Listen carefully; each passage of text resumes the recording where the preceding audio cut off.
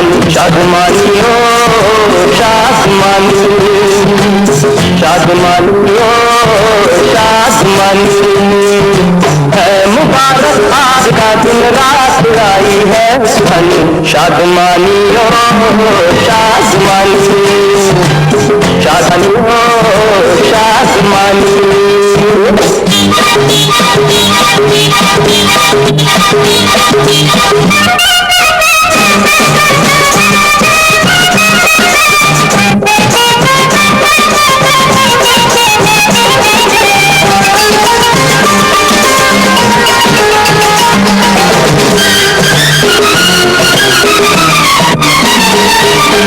आज तो नशा ऐसा जरा पूछो न यारो मैं हूँ आसमां पे मुझे नीचे उतारो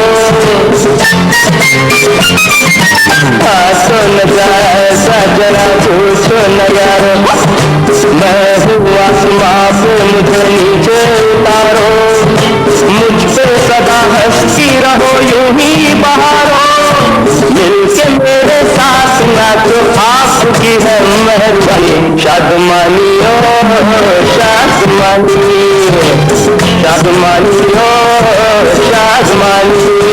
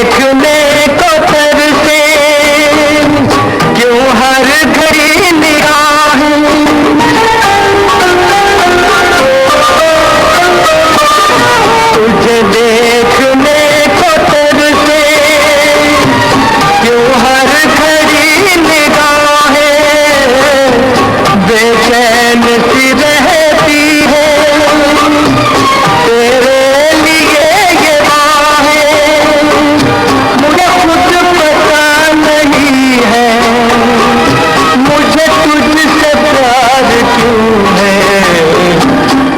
नन्हे से फरिश्ते तुझसे ये कैसा नाता, कैसे ये दिल के रिश्ते, नन्हे से फरिश्ते।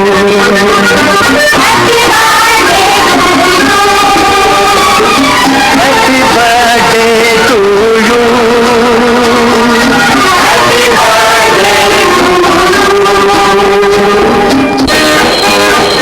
हम भी अगर बच्चे होते, हम भी अगर बच्चे होते, नाम हमारा होता गबलू, बबलू खान को मिलते लड्डू, और दुनिया कहती हैप्पी बर्थडे टू यू।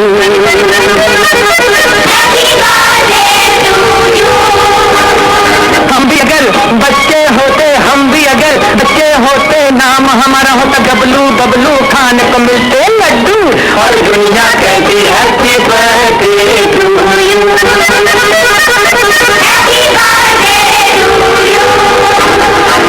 कोयला का गुड़िया मोटर रेस, तो कोयला का फिरकी लट्टू, कोई चाबी का टट्टू, और दुनिया कहती हैप्पी बर्थडे टू यू।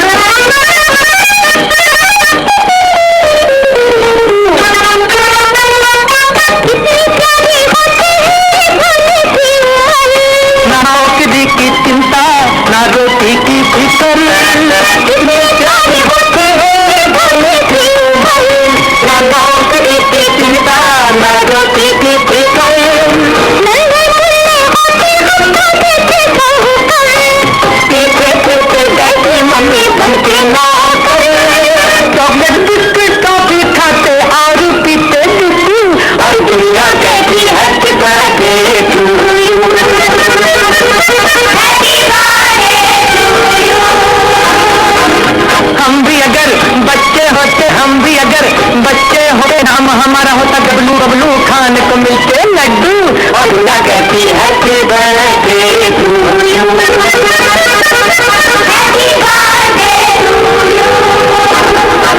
कोयला का गुड़िया मोटर रेस, तो कोयला का फिरकी लट्टू, कोई चाबी का टट्टू, और दुनिया कहती हैप्पी बर्थडे टू यू।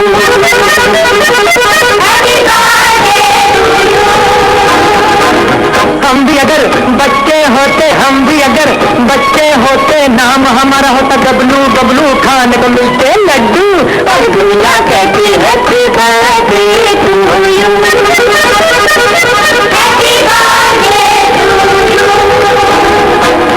हम भी अगर बच्चे होते, हम भी अगर बच्चे, नाम हमारा होता गबलू, बबलू खान को मिलते लड्डू, और दुनिया कहती हैप्पी बर्थडे टू यू।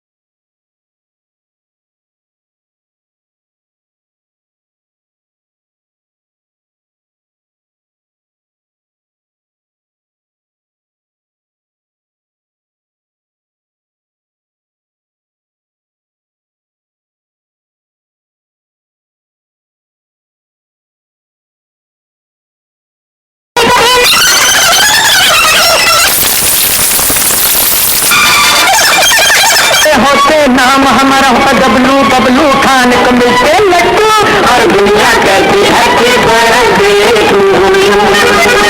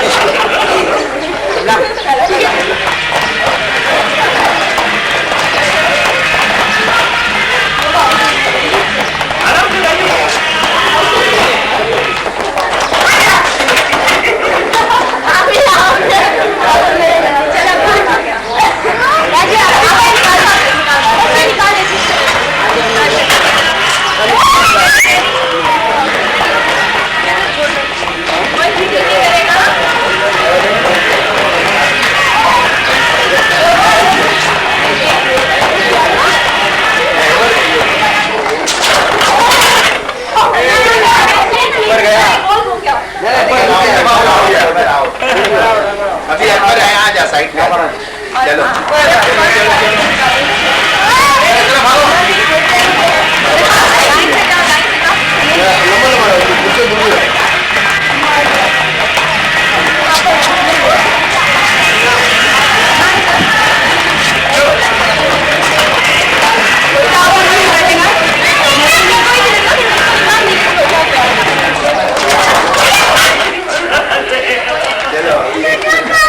ये दो कुर्सी जरा दूर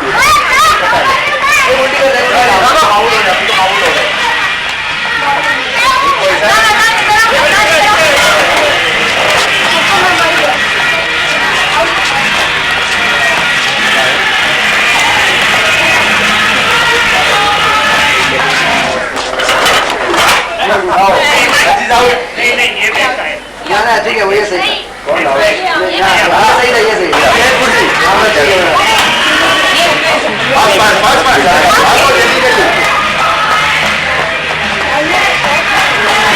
दोनों डेकोरेटर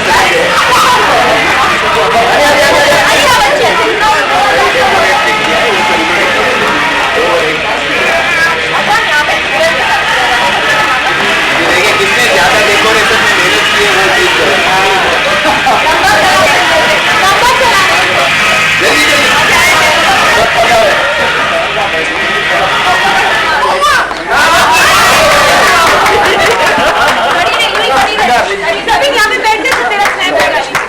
चलो इसको गिफ्ट दो इसलिए अकबर गिफ्ट देगा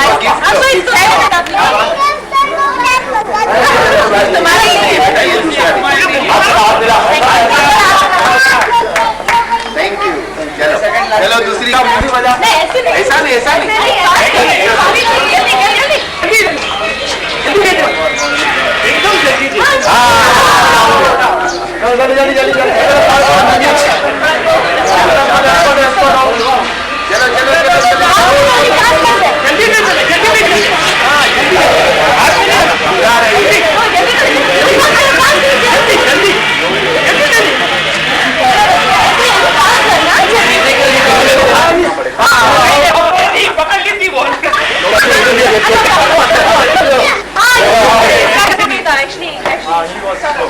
ये अदनान को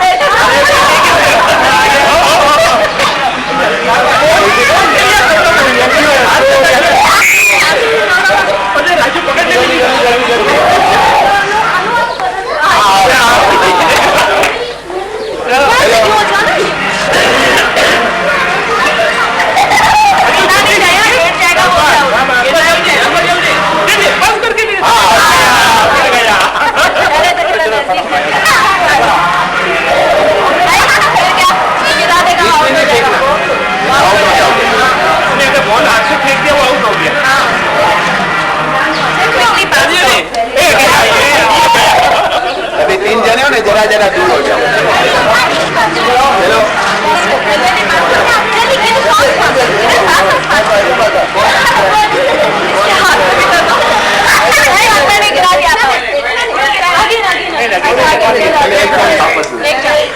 बजाओ बजाओ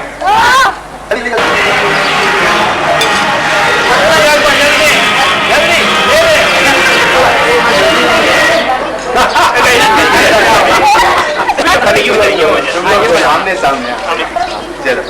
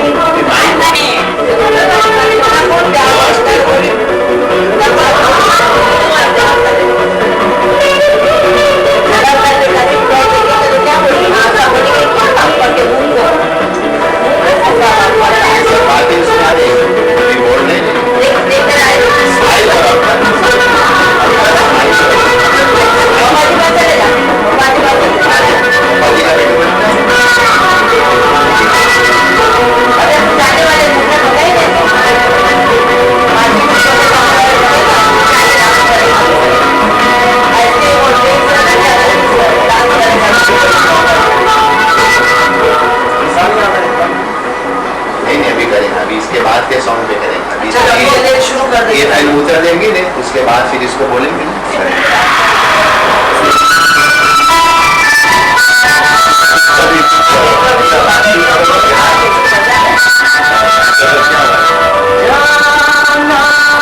जिंदगी से सजाना प्यार का ये सजाना रुक न जाए एकदम वाइट सिराज भाई के हाथ चुमा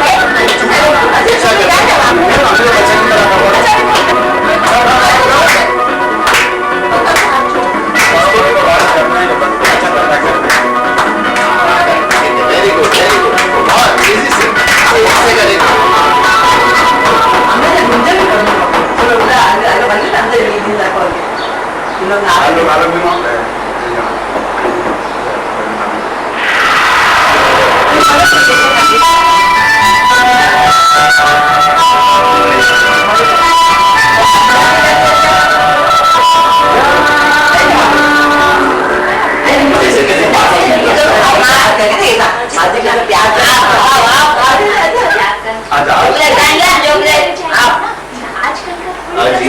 माजी में आपको याद कर तो आप देना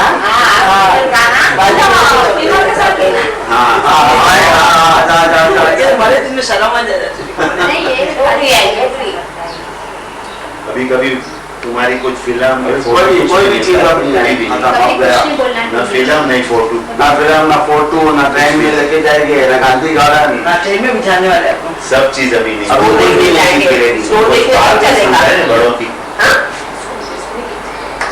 स्नो देखने नहीं जाना है अभी अभी भी कोमारी में वहाँ मन स्नो में इतना बहुत जाने तुम जाने वाले हैं स्नो देखने हाँ जाएंगा स्नो देखने तो फिर माजी को ऐसा कर माजी के पास आया किसका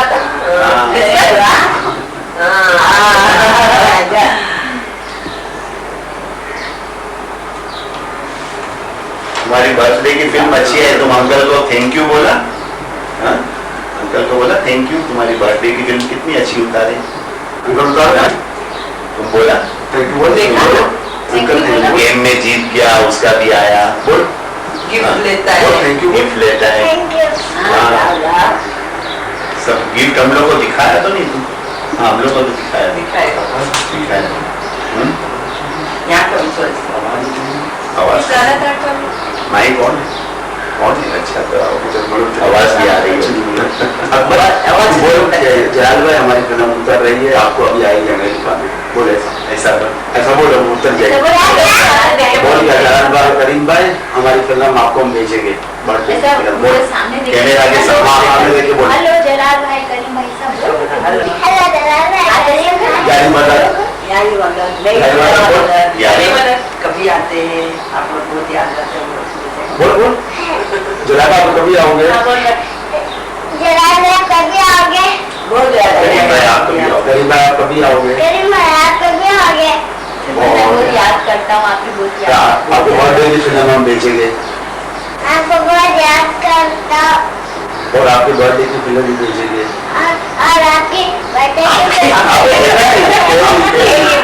मेरी बर्थडे आपको मेरी बर्थडे की फिल्म आपको भेजेंगे मेरे बर्थडे की फिल्म आपको भेजेंगे फिर आप देख के बहुत खुश हो जाओगे आप देख के फिर बहुत खुश हो जाओगे और मेरे को भी जल्दी जल्दी अमेरिका बुला लो मैं भी आपके पास बोला हमको भी अमेरिका आना है मुझे भी अमेरिका आना है मेरे भी अमेरिका आना है आपके पास किसमें सब करेगा वो नहीं चलेगा वहाँ किसमें बैठ के जाएगा किसमें बैठ के जाएगा लेकिन अभी तो तुम दुबला पतला है जब ये मोटा हो जाए तो ये फिर सब नहीं चलेगा ना वहाँ तो फिर चलेगा तो फोटो और भी वो भी चलेगा पतले आदमी को वीजा नहीं मिलती अमेरिका की सिर्फ मोटे को मिलती फिर आने की बोलो ना फिर आगे आवाज अच्छे आने की बोलो फिर तो बोलो दुकान खोल दिया हाँ राठौर का होने फिल्म दुकान पे दे सच्ची से दुकान खोली है राधे तुम्हें कोई बात तो कर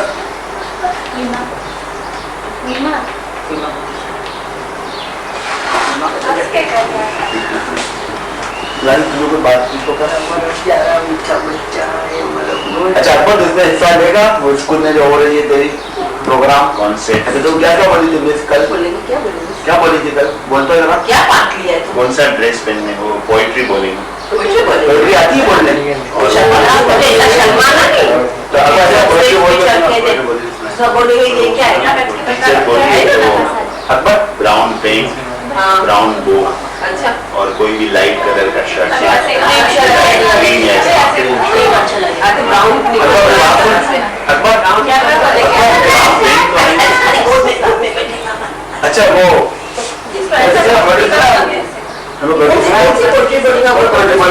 कौन सी पोइट्री बोलेगा हम लोग को सुना है जो तुम बोलने वाले ने सुना था आती पोएट्री बोलना है कौन सी पोएट्री बोलेगा नहीं आती वो पोएट्री हाँ तो फिर कैसे बोलेगा थोड़ी थोड़ी चाहती हूँ अभी छुट्टू में नहीं डालते हैं ना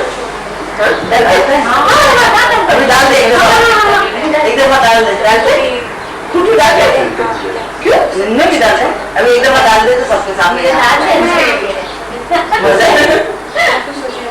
अंदर चलेंगे नहीं डालते इसके चलेंगे अंदर नहीं डालता हमेशा कुछ तुम बोला हम 5 years का हो जाएगा नहीं करने का है ना ऐसा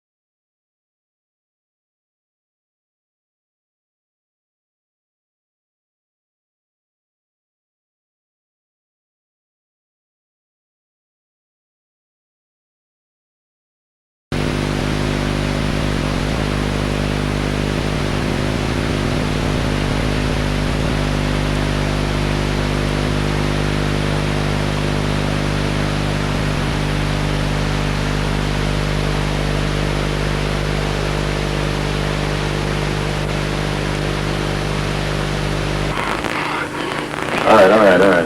Let him go. Good luck.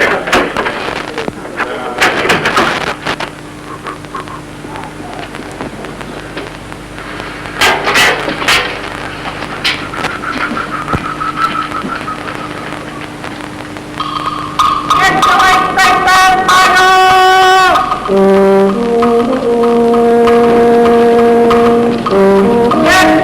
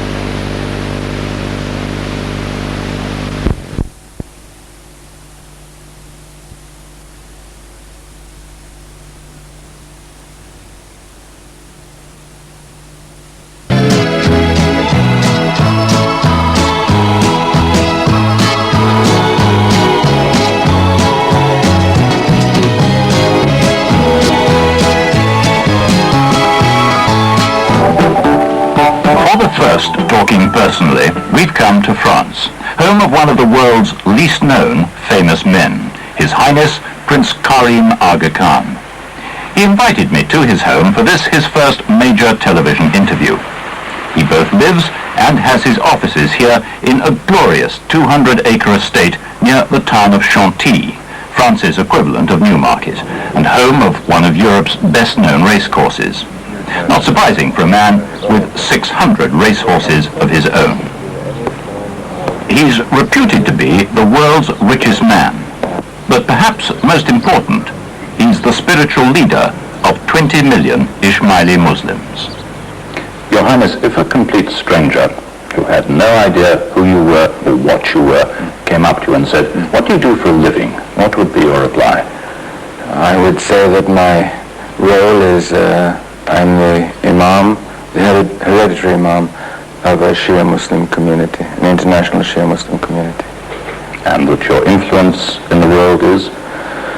I'm responsible for guiding the interpretation of the faith for the Ismaili Muslims and advising them on issues of everyday life that they bring to me or that the imamate as an institution has to decide upon.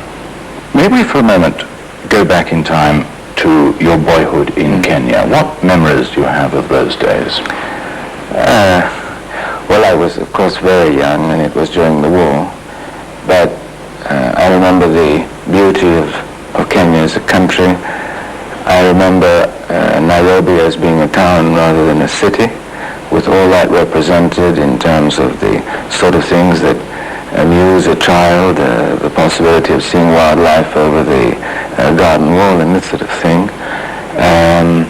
Some of my early education, which was, to say the least, like a lot of children, painful. Were you a happy child? Yes, I think so, although obviously during the war I didn't see my parents a great deal. Was there any thought ever in your mind at that time that one day you might possibly become the Aga Khan? Absolutely not. It didn't even cross your mind None for a whatsoever. second. How well did you know your grandfather at that time when you were a boy? He played an important part in your young life. Yes, he did. He probably had one of the most widespread and inquiring intellects of any person I've ever met. And he was the person who, after an hour with him, you were completely drained of all information that you could give him. He asked an enormous number of questions on an enormous number of subjects. And in that sense, this sort of intellectual stimulus, which he provoked and which he was the center of, was very, very exciting indeed. But he also gave advice. Oh yes, and as the head of the family, he was fairly clear that when he gave advice, it was to be respected. You obviously had a great affection for him. Very much indeed. Did you feel that you lacked parental love at that time? No, I don't think so. I think what happens is, obviously I went to a boarding school when I was just 8, and that perhaps is young. But I saw my parents occasionally when I was at school. I saw my grandfather also when I was at school. So let's take a little leap forward in time now to the United States, to Harvard University. How old were you when you went there, and what did you study?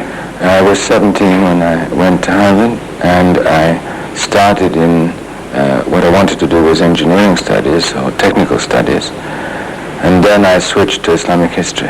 Why didn't you go to either Oxford or Cambridge? Because you're a British citizen. That was my grandfather's decision and my father's decision. Both of them were agreed that they wanted me to go to an American university. One day you were at Harvard, and you heard that you were to be the next Imam, the Aga Khan. Can you remember what thoughts went through your mind that day, that moment? Shock, disbelief, awe? It was actually in Geneva that I learned, because my grandfather's will was read, I think, the day after he died. And it was a long will covering many aspects of his life and his family. And the decision came as a shock. You had no idea before. You know, my grandfather was very much a Muslim family head. He didn't discuss his decisions, as far as I know, with the family members, and he could have chosen one of 4 possible successors. He had 2 sons and he had 2 grandsons, and that was his decision. But why did he decide to skip a generation? I just don't know. He gave an explanation in his will, which I think, with the benefit of hindsight, is probably the thing that dominated his thinking. He had become Imam when he was 8, and he had been there for Imam for 72 years. I think he felt that during those 72 years so much had happened that he wanted the institution to be led by a much younger person than maybe either of his 2 sons. And I was just 20 when I inherited the imamate. Was there any unhappiness within the family that you had become the Aga Khan? Not that I'm aware of. I think my father's position was delicate, but he could not have been more loyal, more supportive, more understanding. And his integrity in responding to that decision was genuinely remarkable. So one day you were a young man in Geneva without a career, and suddenly here you had this very important duty in life. Was it a duty? It was a duty. It was above all a challenge. What do you think are the qualities that you look for when it's your turn to appoint your successor? I think I would hope that the next Imam has a thorough and deep understanding of the faith which he has to represent and lead in its interpretation. I think he must have a good understanding of the issues which the Ismaili community and the countries in which they live will have to be addressed, and that is essentially the countries of Asia and Africa. He will have to have a good understanding of the forces that are at play and that are likely to be at play. And therefore he's going to have to be, I think, well equipped to deal with a leadership office. The next Imam cannot be appointed during your lifetime. He is appointed during my lifetime in the sense that I'm the person who knows who the next Imam would be. But only me. But he becomes Imam when I die.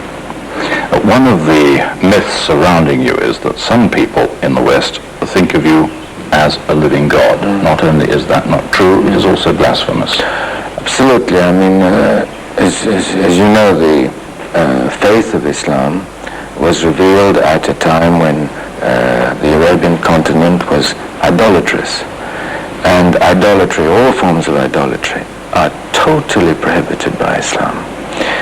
It's certainly true to say that the Western world doesn't necessarily understand the theology of Shiism, nor indeed the theology of many mystical sects, whether they are Shia or Sunni or Christian. Mysticism in its essence is difficult. Well, we're on the subject of myths. It's also not true that you're weighed in gold and precious stones and platinum every year and the money dispensed to the poor. No.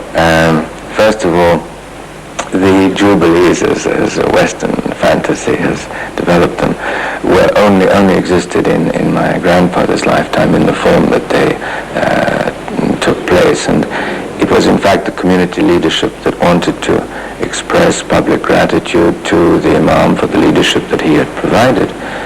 And they felt that the best way to do that was to contribute resources in a way where they and the Imam could have a unique memory of these 25 years or whatever the number of years was. And in fact, these resources ended up in creating a number of very important institutions which I still oversee today. I know that Islamic architecture is a particular passion of yours. Why is it so important to you? You know, I think the Islamic world generally and a lot of Muslims are concerned about the relationship between the society, the economies we live in, the future, and the faith of Islam. And that concern takes various forms. Search for legitimacy in law, search for legitimacy in economic thinking. But I think that the faith of Islam has expressed itself in many other ways, and one of the most potent forms that is expressed itself is in architecture. The foundation supports a wide range of activities in health, in education, in housing, in third world development. What is the fundamental objective, the fundamental thinking behind that? In the mid-1960s, I was worried with what I felt was insufficient understanding of some of the key economic issues which were affecting the Ismaili community. So I started setting up systems whereby I could get, let's say, a quantified understanding of differences in economic standing, in healthcare, in education, between, for example, the rural populations, the Ismaili rural populations, and the urban populations. But some of the third world problems are so vast. Does the Ismaili contribution really make any difference? The question is, what is the difference one wants to make? And for example, in dealing with rural development, one of the questions to which I don't have an answer, but I would like to find one, is what is happiness for rural populations in the developing world? And unless the definition of happiness, the definition of a sense of purpose is clear to planners in the developing world, they are never going to be able to address the issues that affect the rural population.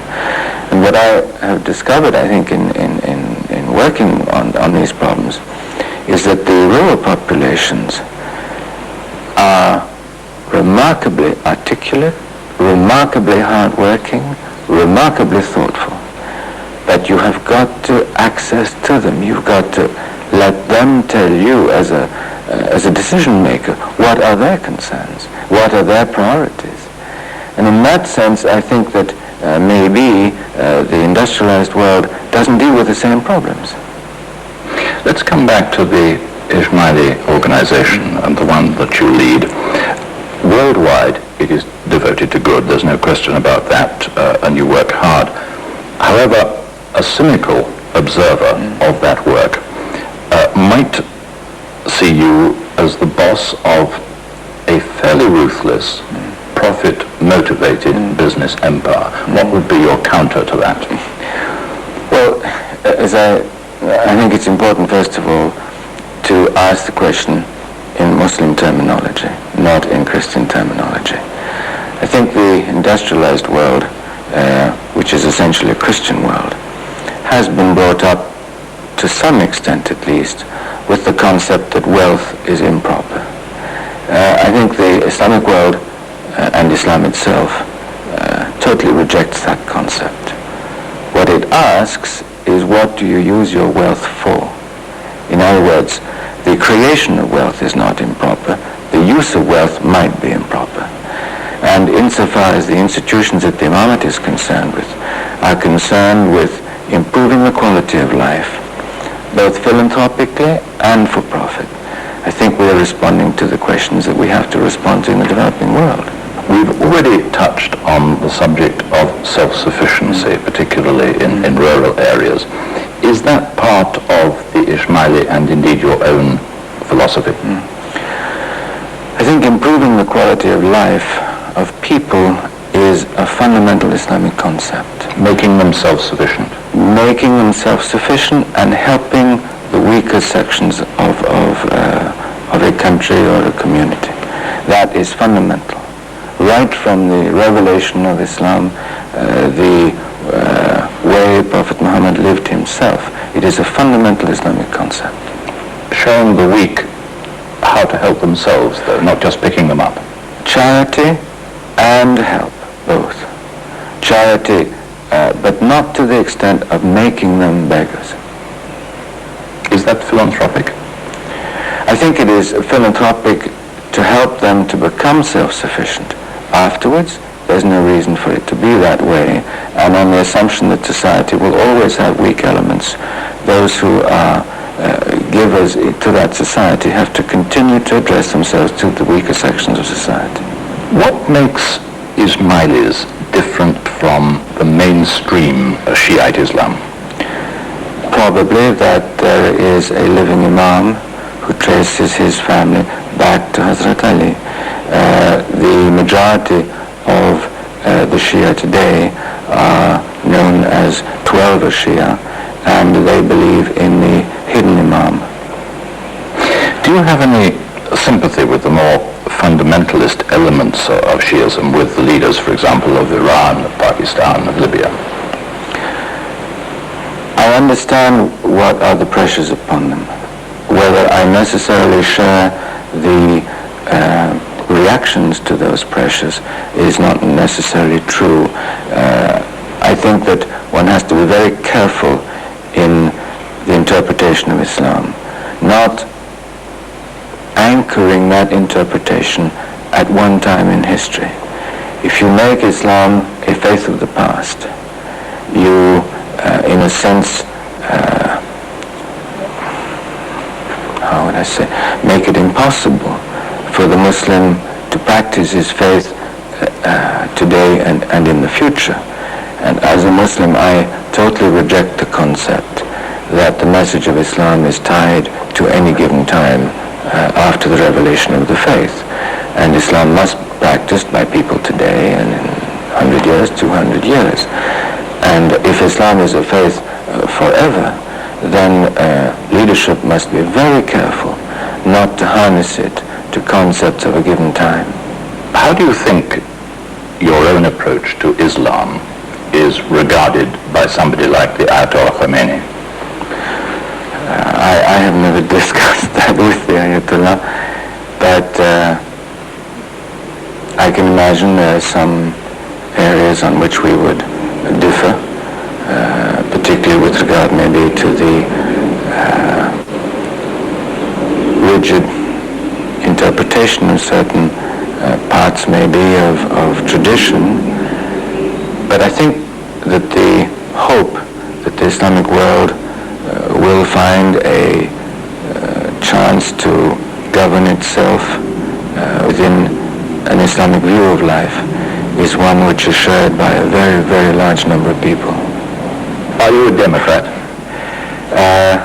Insofar as a religious institution can be democratic, yes, there are areas where in the interpretation of faith democracy cannot play.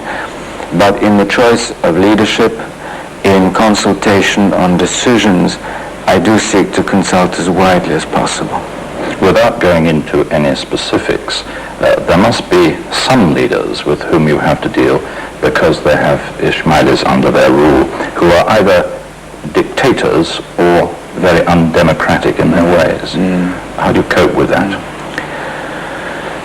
I think there again, because I have a community in those countries, perhaps my perception of the lack of democracy is more acute than it would be in the industrialized world. I think the accusation of dictatorship is frankly sometimes too often used in the developing world. I think it's wrong to assume that leaders in the developing world are all greedy, unprincipled, faithless people.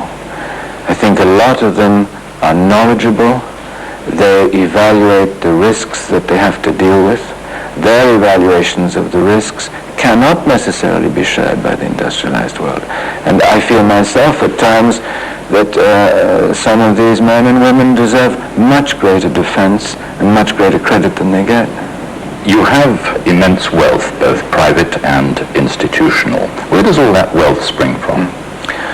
Well, the institutional wealth is wealth which comes from people who practice the faith. It comes from the institutions themselves, which, if they are successful, develop their own wealth in the economic field. Personal wealth I inherited from my father and my grandfather, and the institutional wealth is used exclusively for institutional development. And this, I think, has been demonstrated by a lot of what's been done in recent years. Would you be prepared to tell me how much your personal wealth is? At this stage, I don't honestly know, but I can tell you it's nowhere near what I'm reputed to be worth. One thing is certain: to successfully control wealth, as indeed you do, means controlling power. Does power interest you? Not in the least bit. It's not a concept which I find interesting or useful. But you have the power to disinvest areas, people, countries. My concern is to help, not to destabilize. And I am permanently concerned with what can be done to improve people's quality of life. There are certain situations which are imposed on you, but you don't, for that reason, adopt that as a policy. A typical situation would be Uganda. You have got to stop all activity in a situation like the Ugandan situation.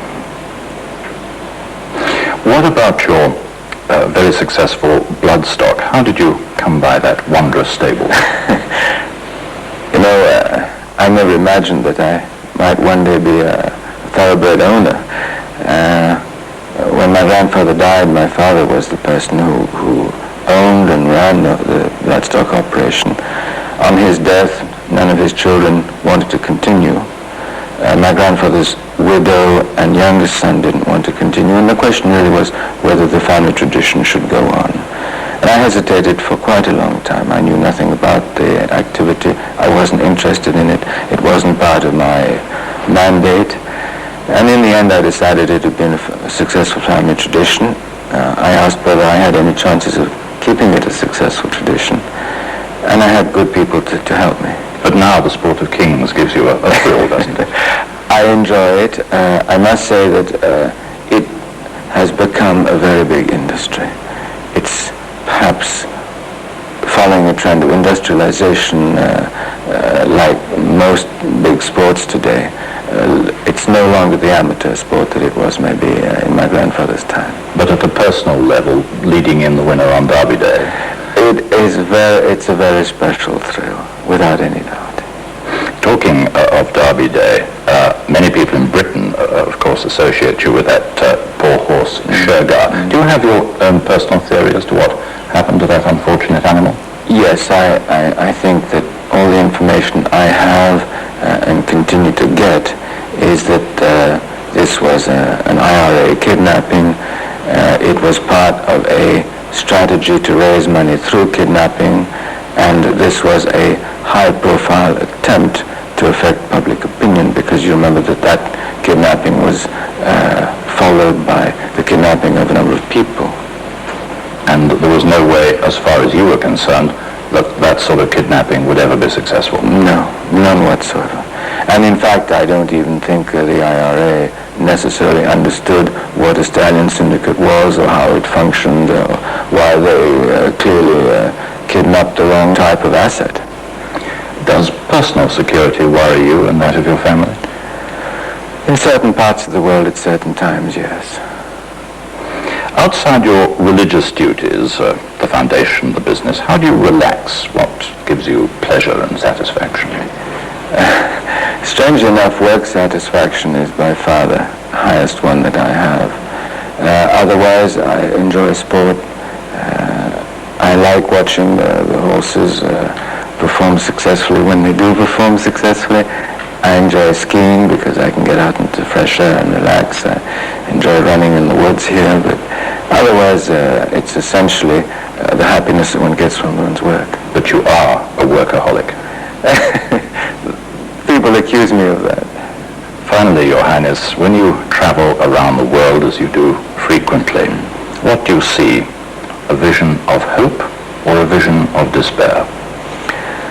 Funnily enough, more hope than I can remember since 1957. I think that the world recession has forced rethinking on a number of issues which were handled rather dogmatically in the past, in economic thinking and social thinking. I think there is an increasing comprehension, funnily enough, of the issues that exist in the developing world. I'm not saying the method of resolution, but at least a comprehension of what they represent. And as the Americans say, if you ask the right question, that's more than half of the answer. Your Highness, thank you very much indeed for talking.